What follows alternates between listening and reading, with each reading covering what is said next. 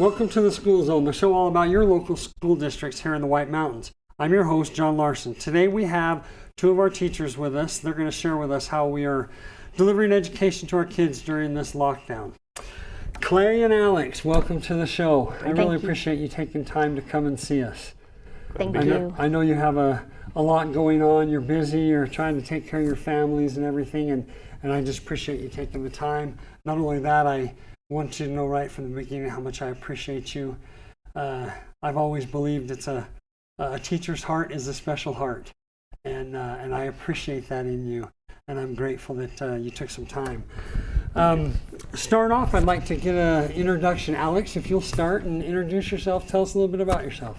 So I'm Alex Deitering. I come from Tucson. I graduated from the University of Arizona with my bachelor's in elementary education. I started my career as a sixth grade teacher, then kinder for a long time.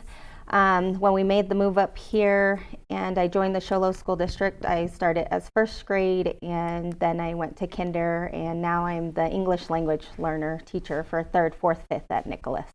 At Nikolaus. So you start your career in Tucson. How many years did you teach before you came to Show Low? I taught, I'm trying to think. Let's see. This will be my 13th year. So I was in Tucson for 4 years, and I taught at Flowing Wells School District, at the school district I graduated from. Okay, great. So how long have you been here in Show Low then? I have been here for 9 years. 9 years. Yeah. Great. Well, I hope you enjoy Show Low. I hope it's become home to you, because we're grateful you're with us. Clay, tell us about yourself. Yes. My name's Clay Monette. I'm from here. I born and raised in Arizona. I'm a graduate of Blue Ridge. I know some people don't want to hear that, but that's all right. It's true. Everybody's got to graduate from somewhere. After that, I went to NAU, Flagstaff, finished with my bachelor's in English. I then moved down to the Valley, like lots of us do, try it out. Graduated from ASU with my master's degree in education, taught 5 years down in the Kyrene district, and then my family and I decided we wanted to move back up here where we were from and be close to family, and it was a good decision. We've only been up here for 2 years now, but I think we made a good decision. Great, great. Is your wife from up here also? My wife is, we've known each other since 4th grade, actually. Oh wow, great. That's cool. Cool story. Well, that'll be a story for another interview.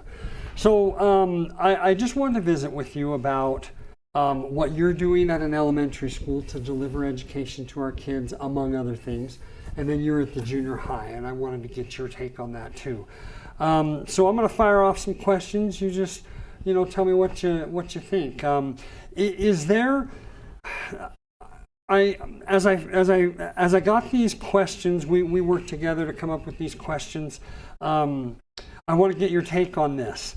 I want to know, is there any new learning happening with our kids during this break, or are we trying to maintain where we were when it happened? I know there was, at first, there was an idea, let's try to maintain this.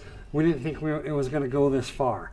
So, Alex, how about at the elementary school? So at the elementary school, there isn't any new learning going on. We felt that we needed to end where we ended. For most of us, with our Show Low calendar, we had already taught all our standards through third quarter. Especially for the upper grades, they were getting ready for the AZM2, so all those standards needed to be taught by then. So can we explain that? The reason why it's taught to that point is because pretty much from spring break on is testing, right? Correct. And that is testing in order for the kids to demonstrate how well they've learned all of the things that had been taught since the beginning of school, right? Correct. Okay. Anything else to add to that? Nope. We're just trying to, now what we're doing, because like you said, we talked about maintaining. Now what we're doing is reviewing.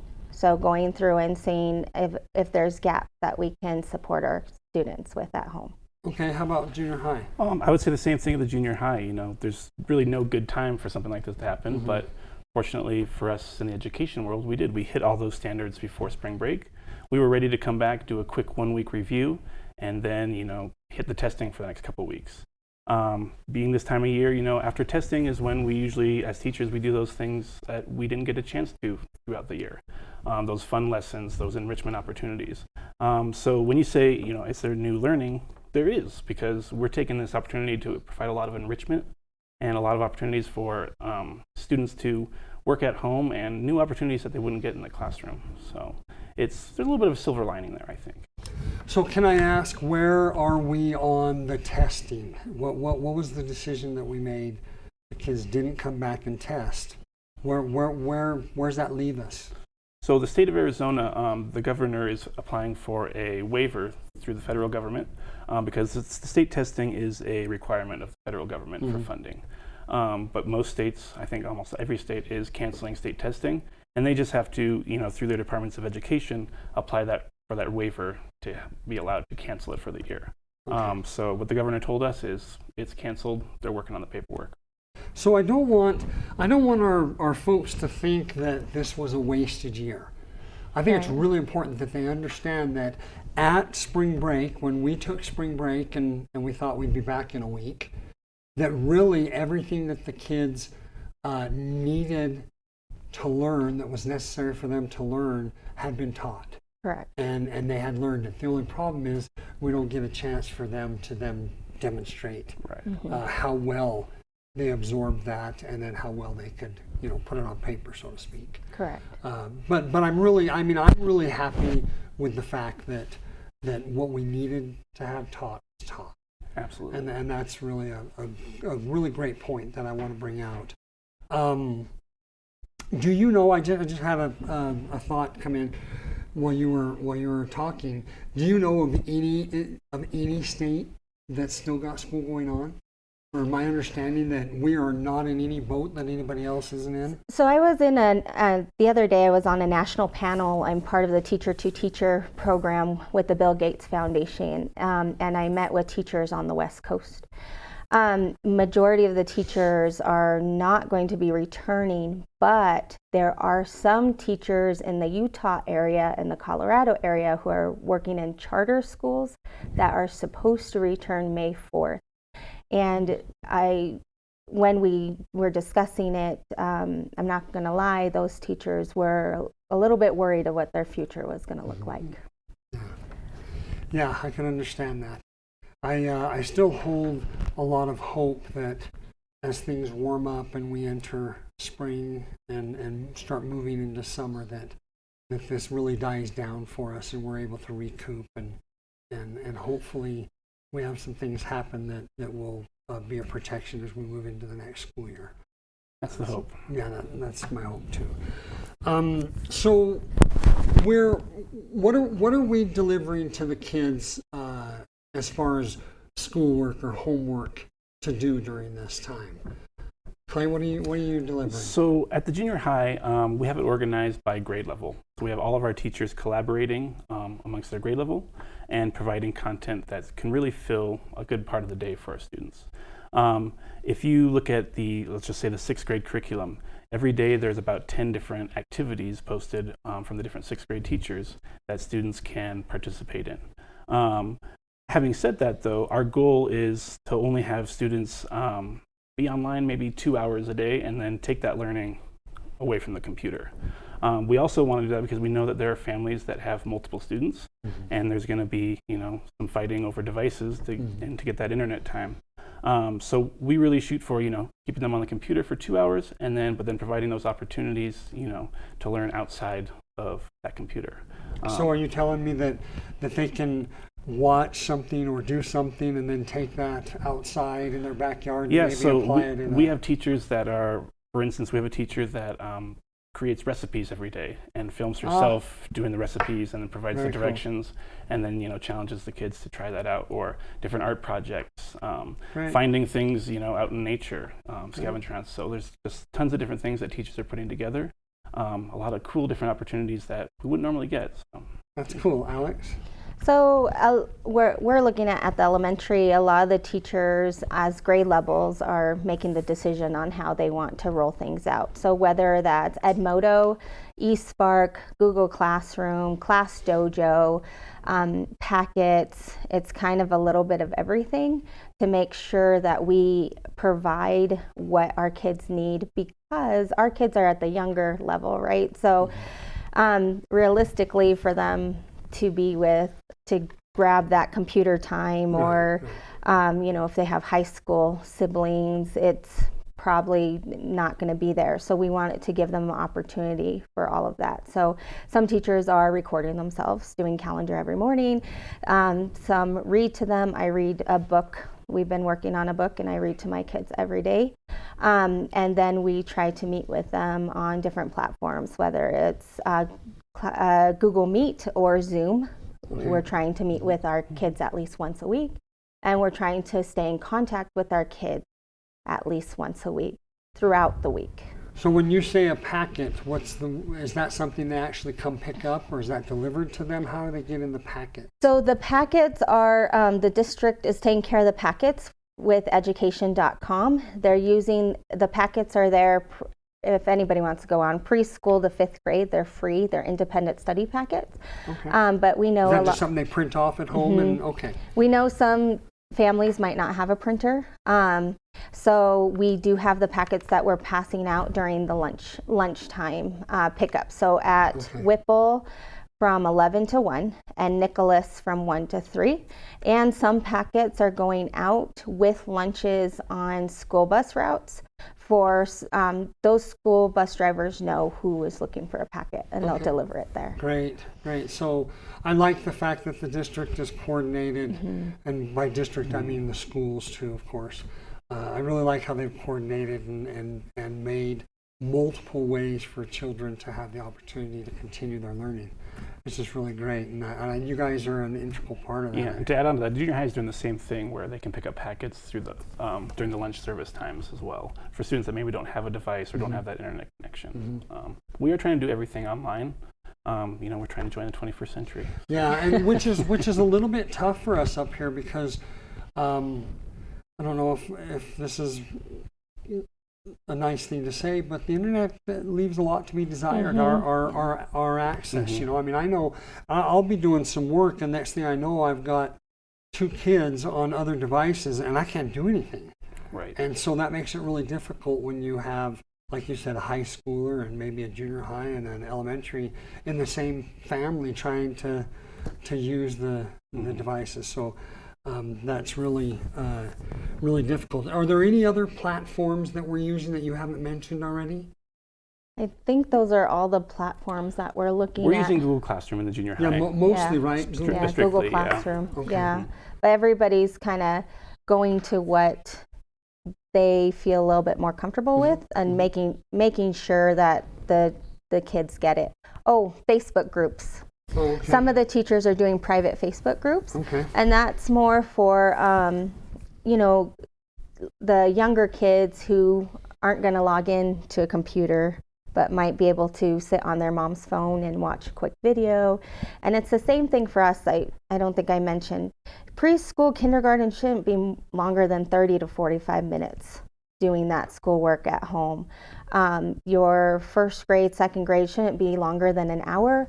Remember that school in brick and mortar is very different than homeschooling. And I want to make sure that the community knows that we're there to support them, and we don't expect your child to be sitting in front of a computer for 6 hours. We just don't. That's not their day anyways. We're always up and moving. We're going to specials, we're going to recess, we're going to lunch, we're taking breaks. So make sure you have those breaks in place, and the 4th and 5th shouldn't be on, 3rd, 4th, and 5th longer than 90 minutes. Okay. Anytime, well, you said you want about a couple hours. Couple hours, and then to take that learning, that's not when the learning stops. Okay. That's when we get on the computer. So speaking of the kids being home and trying to learn in this atmosphere, what should families be focusing on during this time? Well, so I think it's the elementary teacher in me. The number one thing they need to be focused on is being safe and healthy. That's the number one thing. And if you can't get to that that packet of work, if you can't log into Google Classroom, if you can't get onto Edmodo, just break out a book. Make a recipe, cook together, write a grocery list. Do something to stimulate the mind. Yes, keep the mind moving, keep the mind working. Yes, make a project, do some art. Any of those things that family time is probably, I mean, take advantage of this family time is the best way I can say it, right? Take advantage of this time. You get your kids, you know, really see what they're into and support them as much as possible. I think the library here is delivering now at homes. You know, those are things that you guys, like parents, could do together with their kids. So. Clay, you want to add to that? I think it's the same. We get this question a lot during parent-teacher conferences. You know, what can we be doing outside of school? And like Alex said, you know, read. That's what I always tell, you know, whatever they're interested in. If it's a sports magazine, let them read a sports magazine. But just keep the mind going. You know, we do that in school a lot. Not everything we do is, you know, straight to the standard that we're teaching. We do brain exercises. You know, we do warm-ups to engage the mind and, you know, so that we can exercise those muscles and, you know, get more out of them. Right. Is there, aside from, I'm assuming if people are looking for updates, new information of what's going on, we have the district website I'm sure that they can go to. Is there anywhere else they can go to? Is it all on the platforms you've already talked about? Facebook? Yeah, Facebook has been updating, all the schools have been updating Facebook pretty regularly. They're doing virtual, I think I watched your guys' virtual Spirit Week. That was cool. Lyndon's doing a virtual Spirit Week this week also. And I know the Whipple teachers, the Kinder Whipple teachers had a message for their kids and they posted on Facebook. That's a great way to go. Also, if your teacher has not contacted you or you haven't heard any contact, call the school to make sure they have all your updated information because you should have been contacted by now. Point. Yeah, a long time ago. Yes, and there was a little bit, when teachers started working from home, our phone system, when we call out, reads as potential spam. So if your mailbox is full, we can't leave a message. So if you haven't heard from us, call us. It's okay. We'll figure it out. We'll get in touch. Okay. Great. Clay, anything to add to that? No, I think she nailed it. Yeah, I think so. I'm glad you brought that up. I really am, because I know there might have been some issues. So we talked a little bit about the packets of information going out on the bus routes, and then also during the food delivery program. How long is that food delivery program going to continue? Do you know? I know the current one, Mr. Houston will want it to go all the way to the end of the year, like our regular year. And which was May 21st-ish? And then they usually have a little break. And when I was talking to Mr. Hall, he said they are going to continue it during the summer. Oh, good. Yes. So make sure you go on to the Sholo Unified School District, the website or our Facebook to know when that's going to continue. It just might not be what the community has been used to. So right in the past, you would come in, you would eat breakfast, you would get that connection. Anybody under the age of 18 could get a free breakfast or lunch. So that's what they're trying to look at. Is it going to continue in that platform or more of what we're doing now? Yeah. So I know it was really cool when Governor Ducey did a press conference. I believe it was the state superintendent actually talked a little bit about Sholo and the food program that we had going and delivering. And at the time, I think she said we did something like 1,200 meals, but I think we're over 2,000 is my understanding. Is that what you understand? That's what I've heard, because they pick up a breakfast and a lunch for the a breakfast for the next day. Right. So they're giving the kids lunch at lunchtime, giving them kind of a lunch bag for breakfast in the morning so that they're sure to have something. I wonder how many of those make it to breakfast. I'm betting.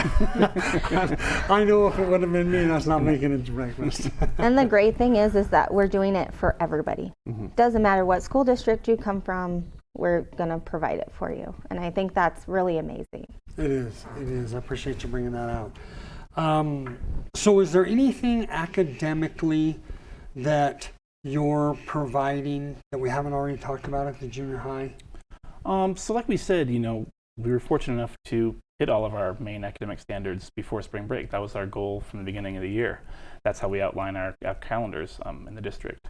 So working towards standards, no, but academically, I would say yes, because the activities that teachers are providing are academic in nature, a lot of them. Some of them are for fun and are more for enrichment, but There are math activities, there are writing activities, there are reading activities every day posted in the junior high. So we're still continuing that growth and that enrichment. But when I was a kid, I always enjoyed the teachers I enjoyed the most were the ones that could incorporate what we needed to learn into something fun and enjoyable. And then you're like, oh my gosh, that's how that works.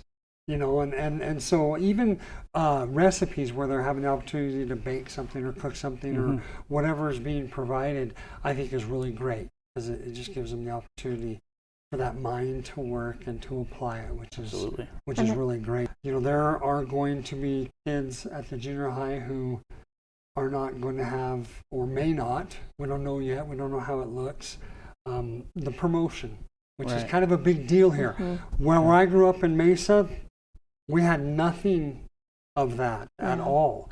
But it's a big deal here, and I'm surprised at how big a deal it is. Well, I mean, look at the seniors. Yeah, they're missing prom, they're missing graduation. I have a they're daughter missing that's a senior. everything. Yeah. And we have kinder celebration, which is not happening. Right, yeah, I love going to those. Which is the same. From Tucson, we didn't have anything like that. Really? It was new when I came here, and I was kind of like on the fence, but when my son went through it as a kinder, I was like, oh, this is fantastic. So I'm in the same boat. I wonder.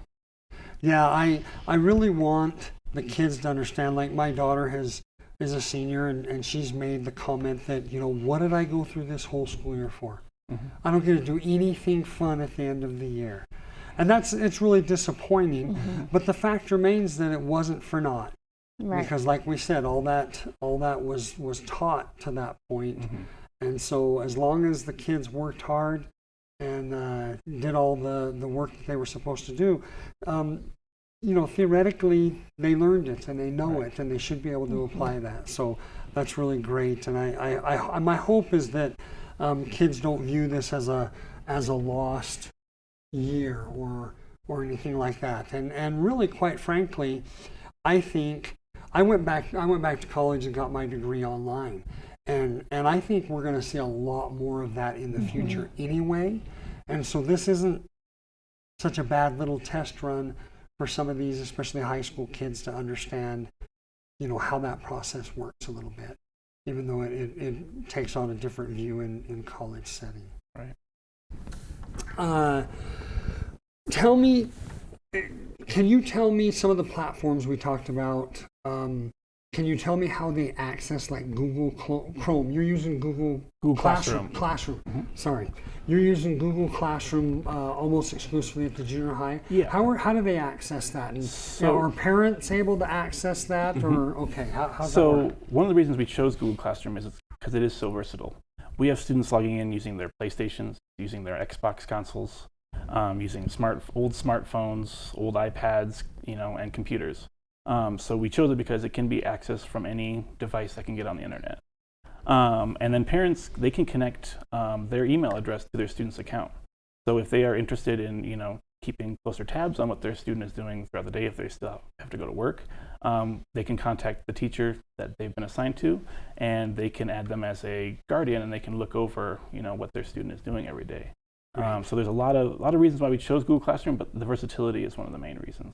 And we're a G Suite for Education school. That's right. I think I'm a big technology person, and I was like, let's go. I was ready for it. But see, I'm not a technology person. All this Zoom and stuff that I'm having to do because we can't hold our school board meetings, and so we're doing it virtually. Right. And I'm on there trying to figure out how to do this, and I just end up calling my, hey, kids, how do I do this? Like, oh, Dad, and then they show me how to do it, So I hope that they're finding some fun in this also. I cut you off. Were you going to say anything else? No, I was just going to say, it should be the way we should be heading in my thought process, because we are a G Suite for Education school.